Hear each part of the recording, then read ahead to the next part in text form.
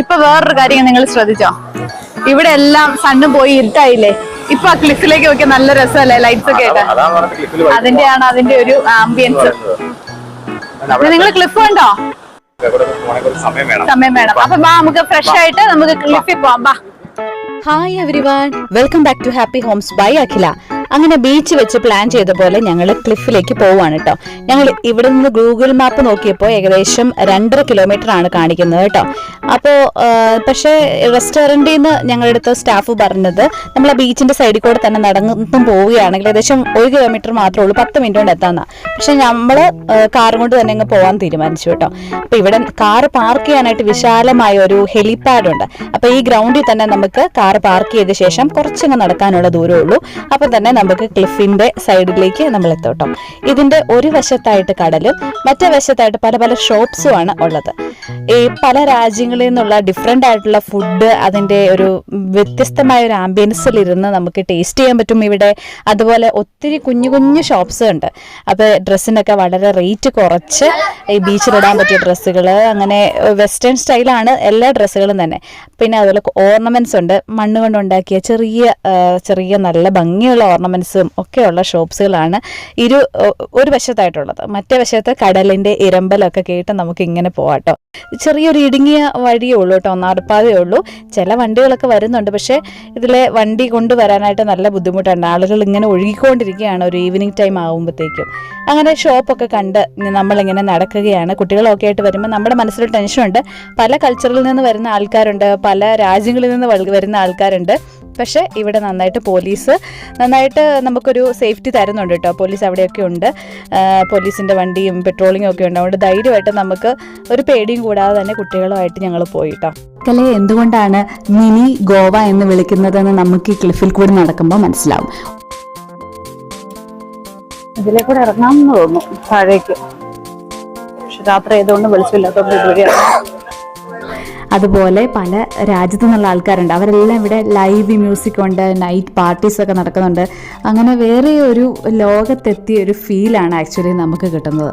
കുട്ടികളൊക്കെ ഉള്ളതുകൊണ്ട് സത്യം പറഞ്ഞാൽ ഷോപ്പിംഗ് അങ്ങനെ എൻജോയ് ചെയ്യാൻ പറ്റത്തില്ല. നമ്മൾ കുട്ടികളൊന്നും ഇല്ലാതെ വരുവാണെങ്കിൽ ഇങ്ങനെ ബാർഗെയിൻ ചെയ്ത് പല പല ഷോപ്പുകൾ, ഒരേ സാധനങ്ങൾ തന്നെ വിൽക്കുന്ന പല പല ഷോപ്പുകളുണ്ട്. അപ്പോൾ നമ്മൾ അങ്ങേ അറ്റത്തോട്ട് പോകും തോറും ആണ് റേറ്റ് ഒക്കെ കുറഞ്ഞു വരുന്നത് എന്നൊക്കെ പല സ്റ്റാഫുകൾ നമ്മുടെ അടുത്ത് പറഞ്ഞു തന്നിട്ടുണ്ടായിരുന്നു കേട്ടോ. പക്ഷെ അതൊന്നും അങ്ങ് റിയൽ ആയിട്ട് നമുക്ക് എക്സ്പ്ലോർ ചെയ്യാൻ പറ്റില്ല. പ്രത്യേകിച്ച് കുഞ്ഞു മാവേ ഉള്ളതുകൊണ്ട് നമുക്ക് നമ്മൾ വിചാരിക്കുന്ന പോലെ എല്ലാ കാര്യങ്ങളും നീങ്ങണം എന്നില്ല. സത്യം പറഞ്ഞാൽ ഈ ക്ലിഫിൻ്റെ അങ്ങേ അറ്റം വരെ എന്താണെന്ന് അറിയാൻ വേണ്ടി ഒന്ന് പോയി നോക്കണം.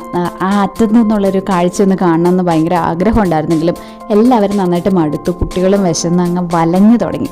അപ്പം എങ്ങനെയാലും ഫുഡ് കഴിക്കണമെന്നായി. അപ്പോൾ ഞങ്ങൾ തിരിച്ചിങ്ങോട്ട് നടന്നു കേട്ടോ.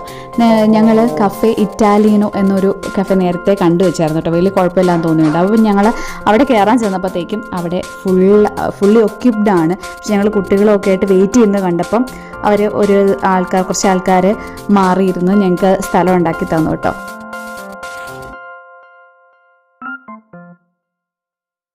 Waiting for food. ഇവിടെ ഫ്രഷ് ആയിട്ടുള്ള ഫിഷൊക്കെ ഗ്രില്ല് ചെയ്ത് നമ്മൾ പറയുന്ന ഫിഷ് അപ്പം തന്നെ എടുത്ത് ഗ്രില്ല് ചെയ്തൊക്കെ നമുക്ക് തരുന്നുണ്ട്. അതുപോലെയുള്ള ടൈമും നമ്മൾ വിചാരിച്ച് വേണം ഇവിടെയൊക്കെ ഫുഡ് കഴിക്കാൻ വരാനായിട്ട്.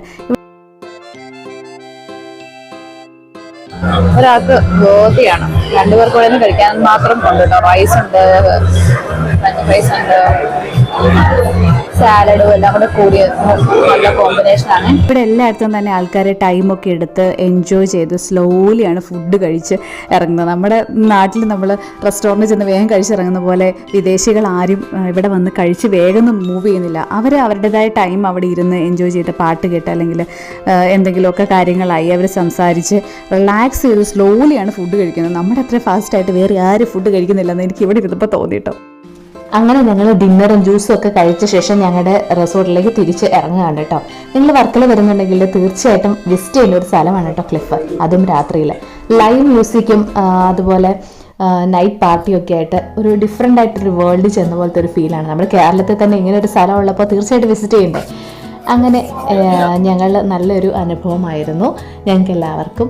അപ്പോൾ നമ്മുടെ വീഡിയോ ഇഷ്ടപ്പെടുകയാണെങ്കിൽ നിങ്ങൾ ലൈക്ക് ചെയ്യാൻ മറക്കരുത്. ഇനി അടുത്ത എപ്പിസോഡിൽ നമ്മൾ 5 തെങ്ങ് ഫോർഡും അതുപോലെ ഫിഷ് ലവറായിട്ടുള്ള എനിക്ക് കഴിക്കാൻ വേണ്ടി ഞങ്ങൾ പോയൊരു റെസ്റ്റോറൻറ്റൊക്കെയാണ് പരിചയപ്പെടുത്തുന്നത് കേട്ടോ.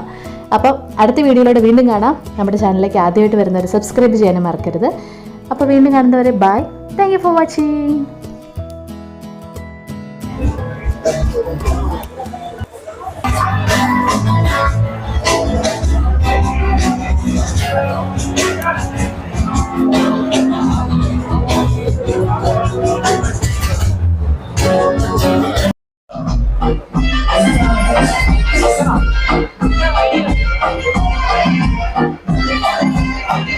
Looking nice.